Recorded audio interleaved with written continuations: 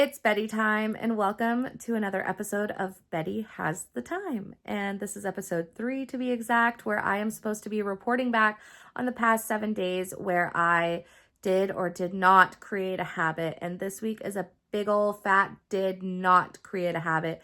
I was supposed to be tech free for 1 hour before bed every night this week. And Monday failed, Tuesday failed, Wednesday failed, Thursday failed, Friday failed, Saturday failed, and tonight, you bet I'm gonna fail. I just know myself like that, and I don't want to do it. I guess that's the biggest reason why I didn't do it, is I didn't want to. And it turns out I don't have to do anything I don't want to do. I did keep up with my first habit of being grateful in the morning. However, I did kind of switch it up a little bit, but maybe we can talk about that a little later. Let's unravel why I decided to give up on my habit this week so quickly and not return to it at all. So my habit, like I mentioned, this week was supposed to be 1 hour of tech free before bed. And I figured I would read, maybe I would just go to bed earlier. I typically go to bed at 11. So my cutoff was at 10. And I was like, oh, I'll just start my bedtime routine at 10. And whenever I'm done, I'll just go to sleep. But I had a crush this week, and I know that's such a silly excuse, but when your crush is texting you, you want to reply. Or at least I want to reply quickly. I'm not one of those girls who's like, oh, he made me wait 10 minutes. I'm going to make him wait 10 minutes. I reply as soon as I see a text message, and that goes for anyone, not just a crush. I'm a very big advocate for reply when you open the message. If you don't want to reply when you open the message, don't open the message. It's just that easy. But I guess the story behind not being tech free for an hour before bed was simply that I didn't want to do it. And I didn't know that's what I felt when I had decided that was going to be my habit for this week. But I just didn't feel like it was going to benefit me. When it really came down to it, I was like, what would benefit me more? Talking to my crush that could lead to a date, which it did. We'll get into that later. Or being tech free for an hour before bed. And I haven't done any research on that. I'm sure it's way better for your mind than having screen time before you go to sleep. But at the same time, people sleep with their TVs on. People sleep listening to audiobooks or podcasts. I just listen to rain, the sound of rain every night, but there's no glowing screens around me when I sleep. I'm literally just making up excuses for myself. Please pay no attention to me. Please do not mind my excuses. The point I think I'm trying to make is that I have no punishment for not completing the task that I told myself I would complete. And this happens to me a lot, even in my personal life. For example, I have been telling myself since Thursday that I was going to do the dishes because there's a few extra dishes in my sink, and then I just haven't done them yet. And there's no consequence as of right now, except they keep getting more gross throughout the week, and then I have to deal with it. But if I don't really care about the consequences, then I don't really care about the action. I've got more dishes. I could just keep adding to this pile. It's not a big pile. I don't cook that often, but you see what I'm getting at? I need something to make this a little bit higher of a risk that if I don't do it, I have to do something embarrassing. Maybe I can't think of a good example off the top of my head. This is not my strong suit by any means, but you can see where I'm going with this. So that's something I might have to think about for next week. Since I have literally nothing to report back on regarding my 1 hour tech-free before bed experiment, I came up with a new list of a couple things that I think made my week better and made me better because I did them. And this may not look the same as your list. Our lists may be different, and that's okay. But I do like the idea of making a list, and maybe I will keep doing this as a little segment on the side, or if I fail again, I can keep coming back to this list. I can keep adding to it, and I could do that on a week-by-week basis. But I'm going to start with number 1, I got my nails done. I know that sounds very frivolous. Is that the right word? frivolous? Girl, why do I have a podcast? I can't even talk. I know that sounds silly. It's a silly, goofy thing, but I am a better person when my nails are done. If I have nice, clean, beautiful, colorful nails, they're pink right now with sparkles, then I feel better and then I act better. Number 2, I played the guitar and I wrote a jingle this week. And that is something I haven't done in a while. Jeej hates it. My dog hates it. When I play guitar and sing, it actually triggers her and she gets insane. So I kind of avoid it, even though it is a hobby that I really enjoy doing. And it's also one of the reasons why I keep my nails short, is because I like to play guitar and I like to have that option. And the only time I have long nails is when they're press-ons and they can come off. But I've honestly been playing around with the idea of having long nails all the time because I don't really get to play guitar that often. But I played this week and I was like, oh, I really miss playing guitar. And if you know the podcast, The Toast, it's one of my newest obsessions, I guess you could call it. So The Toast, the girls, this podcast that I am referring to, put out an open call for somebody to write their jingle for their podcast, like an opening little number. I'm a new toaster, but I thought, why not throw my hat in the ring? Is that the right saying? Why not throw my toast in the toaster, my bread in the toaster, and write a little jingle for them? And I think I did a pretty good job. There's a lot of talented toasters out there, so I have a very likely feeling I will not be winning this competition, but it was really fun to play guitar this week. And it just kind of reminded me, oh my God, I haven't written a song in so long, and that used to be one of my biggest hobbies. So I think I need to embrace my short nails while I still have them and start playing more guitar. And I think even just a cover song, if I'm not writing something, would kind of put me more in the mood to be creative. It would put me more in a creative space, if you will. Number 3, I mentioned this briefly earlier, but I went on a date. And I think the reason I added this to the list of things that made me better is I consider dates like mini social experiments where I get to practice being social with pretty much, once again, no risk. Like, the worst that could happen, I mean, actually, let's be real, there's a lot of bad things that could happen on a date, but for me, I do a pretty good job with my vetting. Like, I usually have a call. I can suss out the vibe pretty good. So typically in a normal scenario for myself, I do not put myself in any danger. So the worst thing that would happen is we just do not vibe that well in person. And the best is I get another date and I get to have like great conversation. And I'm not really a fan of like, I guess that's not true, because I do really like chill convos, but I also really like deep convos. And sometimes dates are the perfect balance for that, where you get to have like a little bit deeper of a conversation while also learning about people's favorite colors or like what they did in school 20 years ago, 10 years ago, however many years. I graduated university in 2013. That's over 10 years ago. I hate to even think about it. Anyway, number 4 that I did this week is I ate real dinner at least 5 times this week. And for me, that's a huge feat. Like, I am not good at eating meals. I'm pretty good with lunches because I buy most of my lunches out. So like, I would consider a sandwich a meal. Oh my goodness, I'm yawning. That's embarrassing. I know 5 out of 7 nights of eating a real dinner may not be a big thing to a lot of people who eat properly, but as someone who definitely has had disordered eating like her entire life, I think that is a very good step. And my idea of a real meal compared to other people's real meals may also be different.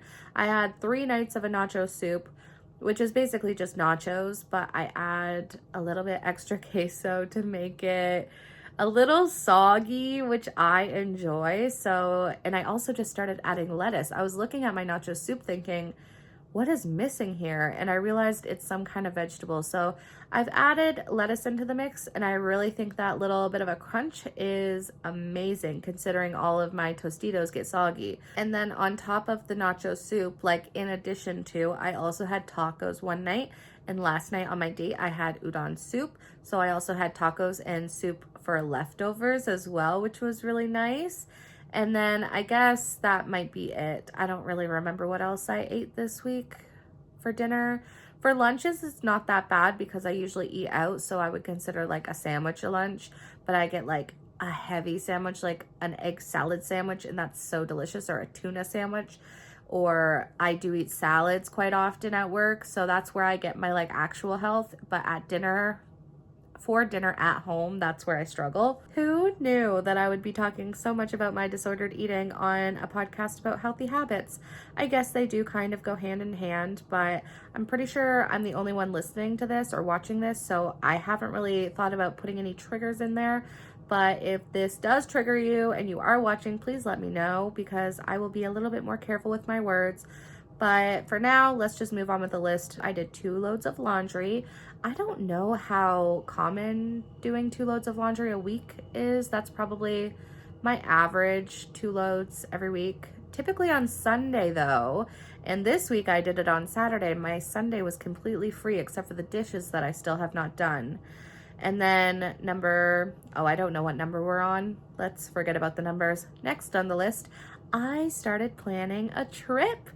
This week. Technically, I have been thinking about this trip for a while. I am joining Smay, who is one of my best friends, and her family on a trip to Scotland in June.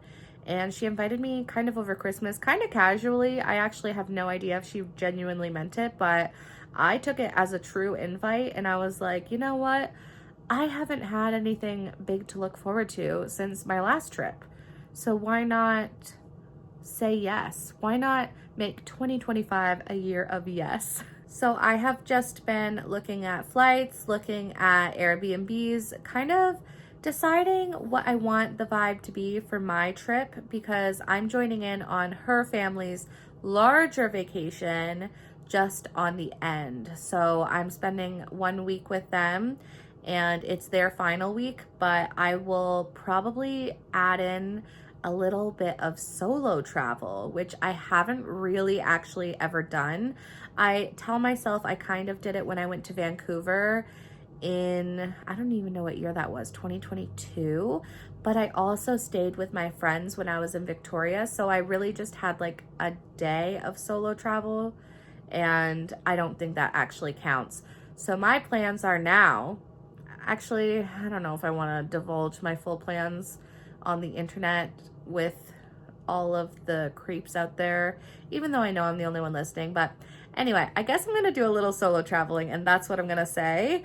And I'm very excited about it. Just like maybe a couple days to dip my toes in the water, not literally, but I think it'll be really fun. And I think solo traveling is probably a great way to get to know yourself and like also be a better version of yourself, because like you really have to be there for yourself and take accountability for what you're doing and your actions, and plan everything the way that you really want to do it. I think it'll be fun. It'll be a nice little challenge. Next on my list, I got Gigi a collar that is a shock collar. Technically, yes, it is a shock collar, but I'm not going to use the shock features. I accidentally shocked myself when I was testing it out, and it was a little bit too rough. So we will only be using the beeping and the vibration features. I did the beep once when I was setting all of this up, and I think it kind of worked. So if the beeping works, I won't even use the vibration, but I really have to do something about her barking. Right now, this is the most chill she's ever been. She's on my lap right now while I am recording, because typically if I get out my tripod and phone, she goes ballistic. It's like a huge trigger for her that I'm not paying attention to her, I'm paying attention to my phone, which I mean is totally fair if it weren't true that I'm constantly paying attention to her like 90% of the time and 10% I'm on my phone. You would not imagine my screen time. I should have taken like screenshots of before and after, but before I had a dog, my screen time versus after, I am hardly ever on my phone. It probably seems like I'm always on my phone, but I'm not. You're just gonna have to believe me. And then the last thing, I guess that's technically a thing for me because training my dog has been very much a struggle in my life. I just don't think I'm meant to be a dog trainer, but she needs to be trained. I can do it. I'm strong. I'm independent. I'm her mother. I can do this. So lastly, I guess, oh, I wrote I went on a date twice, but the last one I meant I had a call about a date, kind of. Like we had like a little conversation, a phone call, and we talked about going on a date sometime maybe next week. So same thing as the first date, except the last one was a second date. This would be a first date. I'm just out here dating. Like, I really don't care. If you don't like dating content, maybe I am not your creator. But as a single girl who wants to be in love, a single lover girl, this is what you get from me. I just want to be in love, but I don't want to settle. So we're still looking, but maybe if I'm just working on myself and not paying attention to what men are doing and they're working on themselves, we'll come together at the perfect time when we're both perfectly ready for a relationship or whatever else that comes our way. I'm so delusional. Oh, and I almost forgot one thing that I actually did succeed at this week is I continued to say out loud. I didn't journal, but out loud every morning when I took Gigi for a walk. This is how I kind of tweaked the habit to fit into my lifestyle a little bit better. Instead of journaling what I'm grateful for the past week when I take Gigi for a walk in the morning, which I do every single morning. So it kind of like, that's the fun of habit stacking. It's something that you're already doing every morning. You add to it. While I'm taking her out for a walk, I say what I'm grateful for out loud. And I feel like the universe genuinely hears me. Somebody's listening. Maybe it's my neighbors. Anyway, I guess we need to discuss what I'm doing next week because I need to take this seriously. I probably should have done this in advance, but I just reviewed my list of habits that I want to pick up. And I think this week I'm going to try something different. I'm going to try to lean into the food talk that we were just talking about, how I added lettuce into my nacho soup. I'm going to try to add a fruit or a vegetable into every meal that I have for the next 7 days. This doesn't really sound too hard, but at the same time, the only fruit and vegetables I have in my fridge right now are carrots, baby carrots, and I have 2 zucchini, and I have a pack of bananas. What's that called? A bushel? A bushel of bananas? I have like 4 bananas that are all connected, whatever that's called. And I think that'll get me through a couple days at least. I have been on a zucchini kick. If we're talking back about food, I have just been reminded that the other days that I was eating, in air quotes, meals, I was having halloumi cheese, a zucchini, and 2 slices of bologna. So do what you will with that information, but that is actually one of my favorite meals. I will eat that till I die. I don't really care what you say. I love bologna. I love zucchini. I love halloumi. It's like the best of every world. So that I would count as a vegetable in the meal. And the reason I bought bananas was I was thinking I want to start making smoothies again. So if I can make a smoothie, I would count that. I didn't buy anything frozen, so maybe I just freeze a banana and see where that takes me. I should have planned ahead for this, but that's okay. I actually have a work meeting tomorrow night, so I'll probably be eating out tomorrow night, which means I'll probably be getting maybe Subway, because then I get like my veggies on my sub. I don't know. I'll report back. If you're not following my YouTube channel, I might also vlog what I'm eating this week. Maybe that'll inspire me to 2 birds, 1 stone kind of thing it. I'm just full of quotes today, apparently.